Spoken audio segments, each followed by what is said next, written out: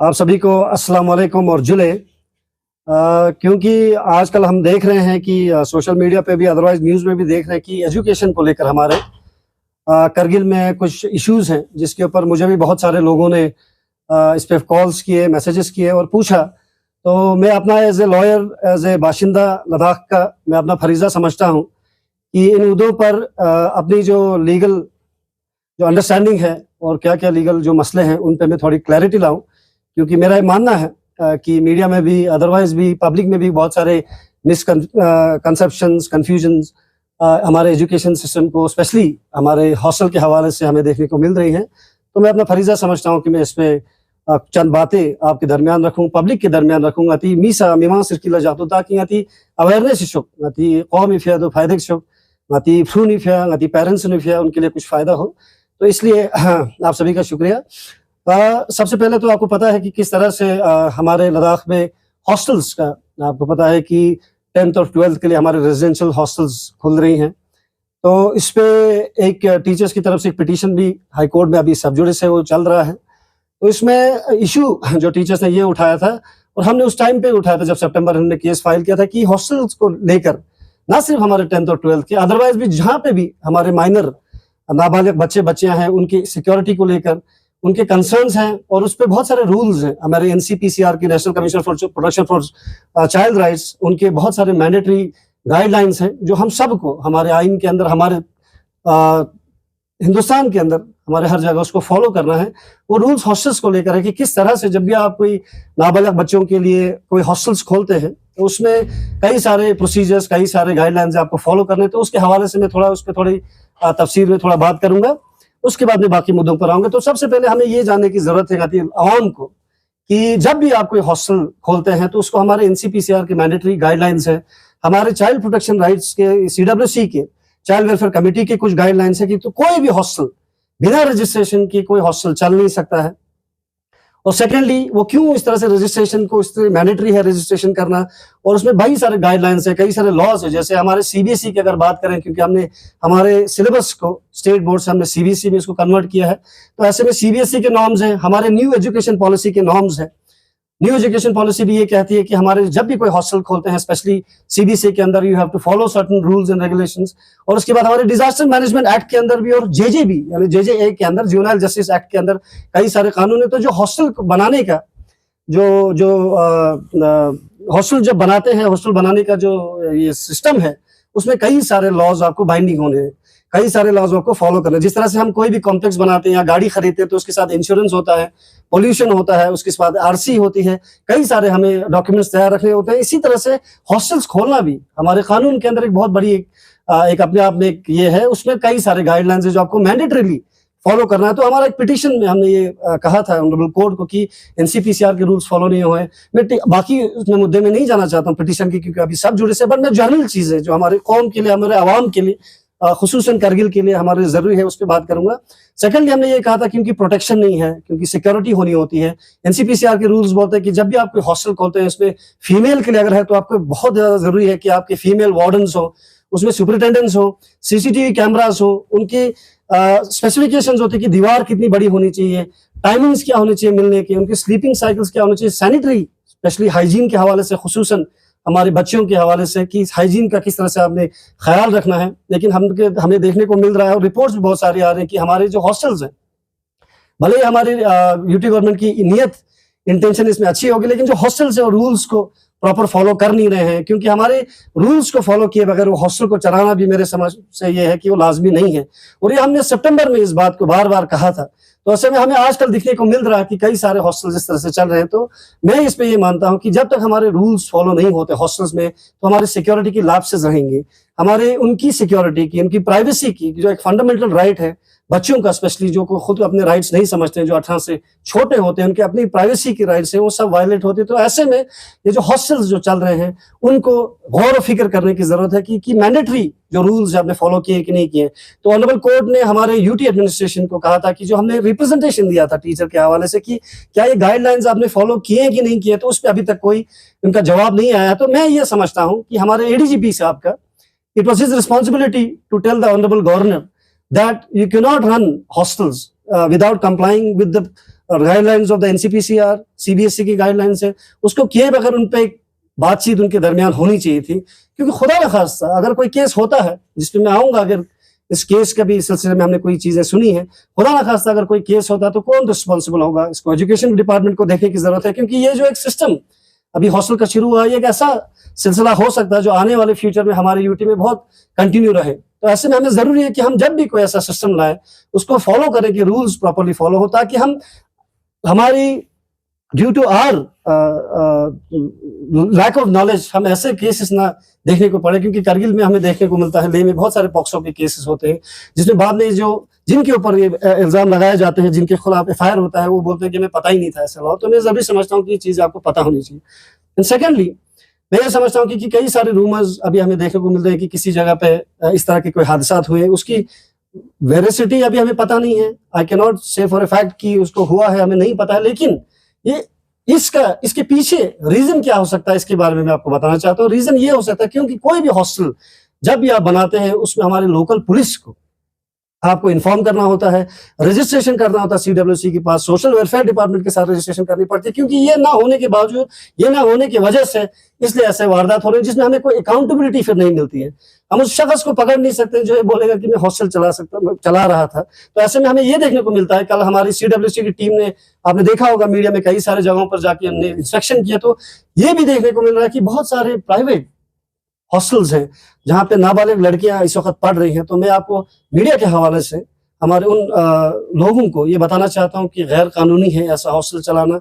अगर आपको ऐसा हॉस्टल चलाना है तो आपको रजिस्ट्रेशन करनी है, यहाँ के बड़े सारे रूल्स हैं, आपको एसएचओ को इन्फॉर्म करना है, कंसर्न पुलिस स्टेशन में इन्फॉर्म करना है, सीडब्ल्यूसी में आपको इन्फॉर्म करना है, सोशल वेलफेयर में आपको बताना। तो ये रूल्स इस वक्त फॉलो नहीं हो रहे, तो मैं समझता हूँ ये हमारे लिए एक बोलते हैं ना कि it's sitting bomb for us. ये कभी भी एक ऐसा हादसा हो सकता है, हमारे नाबालिग खुसूसन लड़कियां हैं, उनके साथ कोई हादसा हो सकता है, फिर हमें बाद में इस पे पछतावा करने से कोई कुछ नहीं होगा। इसलिए आपको मैं उनसे गुजारिश करूंगा, मैं समझता हूँ कि हमारे यहाँ यूटी में अनएम्प्लॉयमेंट में हम पूरे यूटी में, लद्दाख में दूसरे नंबर पर आते हैं। अनएम्प्लॉयमेंट अभी उरूज पे है।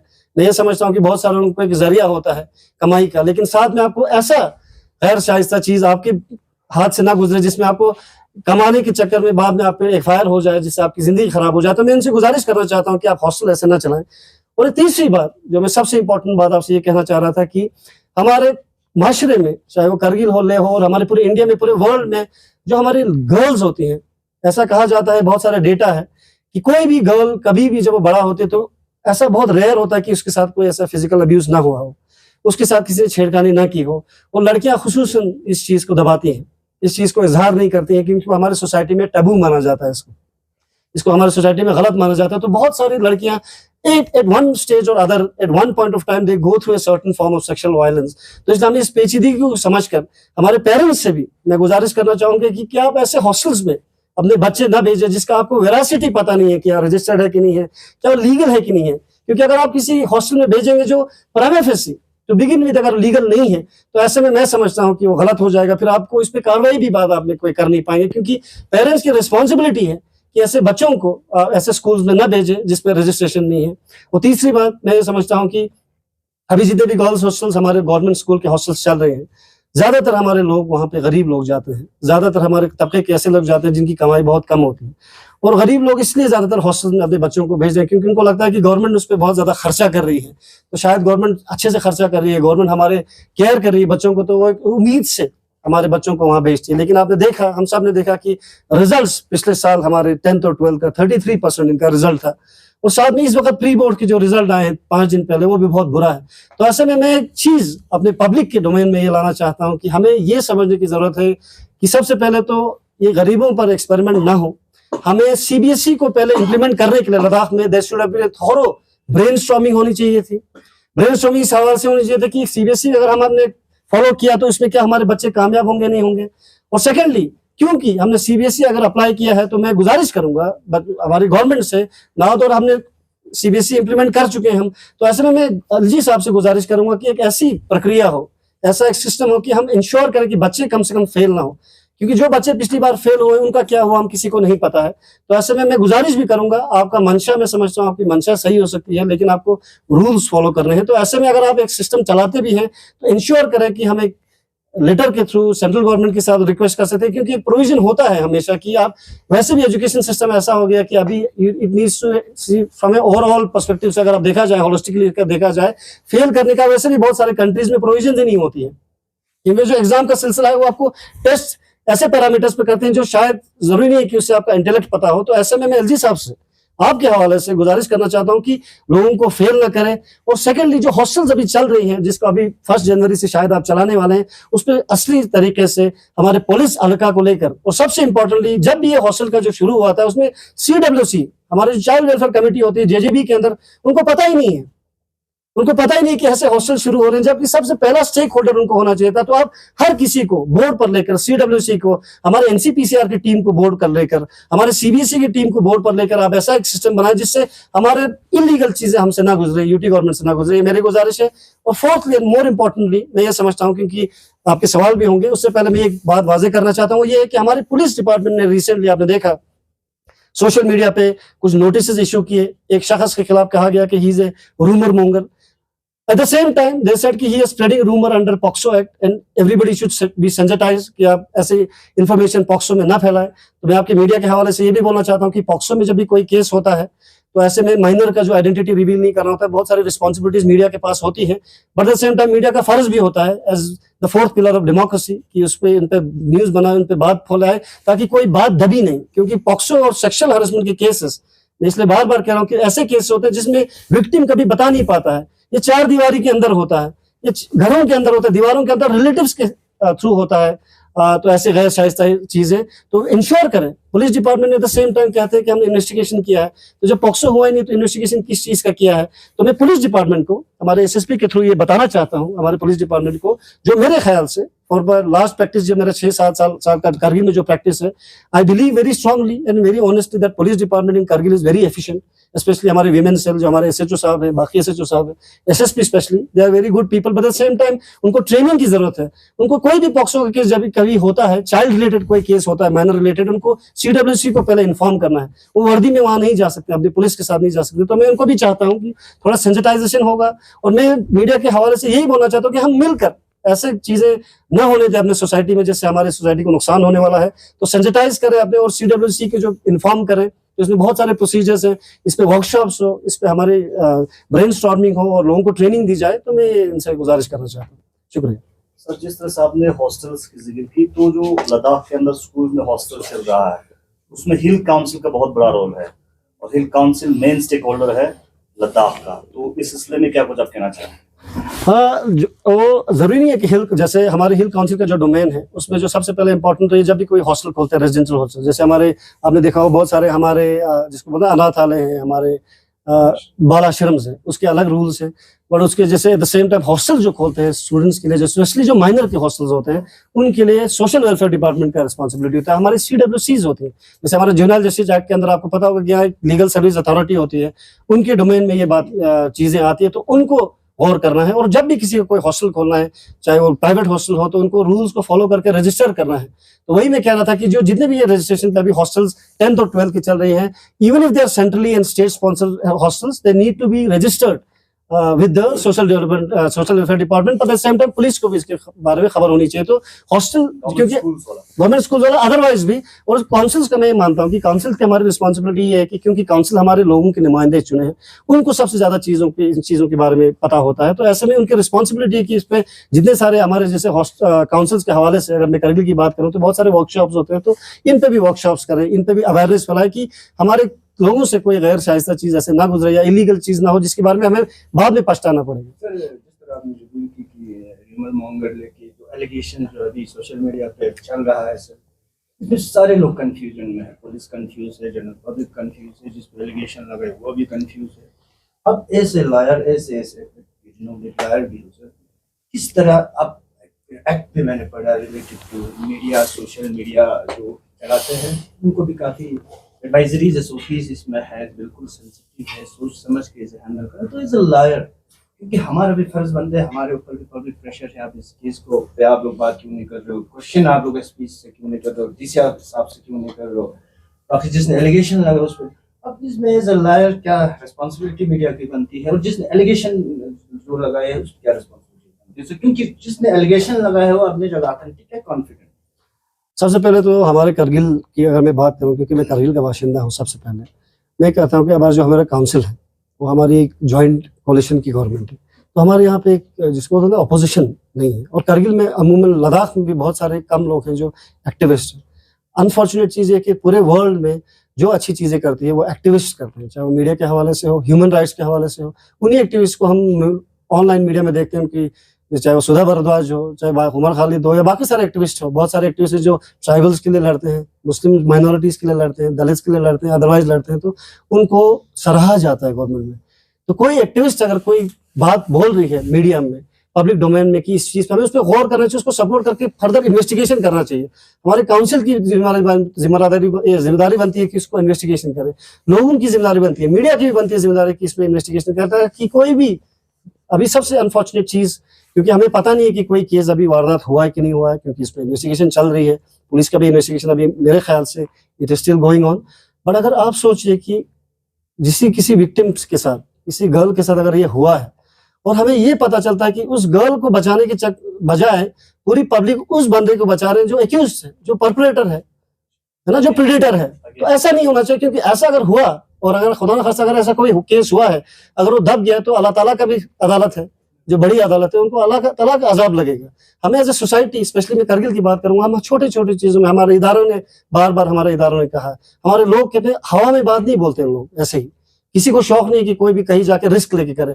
एक्टिविस्ट को रोज इधर पुलिस वाले बुलाते हैं, कभी कोई कुछ बोलता है तो वो रिस्क लेके अगर कर रहा है तो उसको तनकीद, उसको फर्दर उसको एग्जामिन करने की जरूरत है, उसको अप्रिशिएट करने की जरूरत है।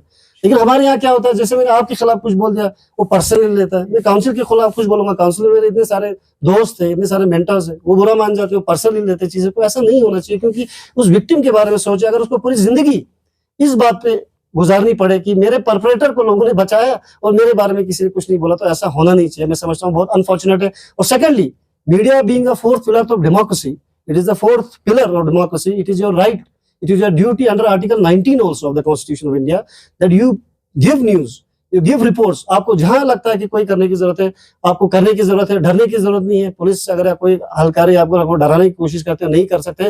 But in the case of POCSO there are certain limitations under 19 also, कि हमारे स्टेट की सॉवरेनिटी के लिए हो या किसी की मोरालिटी के अगेंस्ट नहीं बोलना है। आप अपने एथिकल्स के जो हमारे मीडिया के जो रूल्स है, लॉज, उसमें बिल्कुल इन्वेस्टिगेशन करें, और आपका फर्ज बनता है ये करना।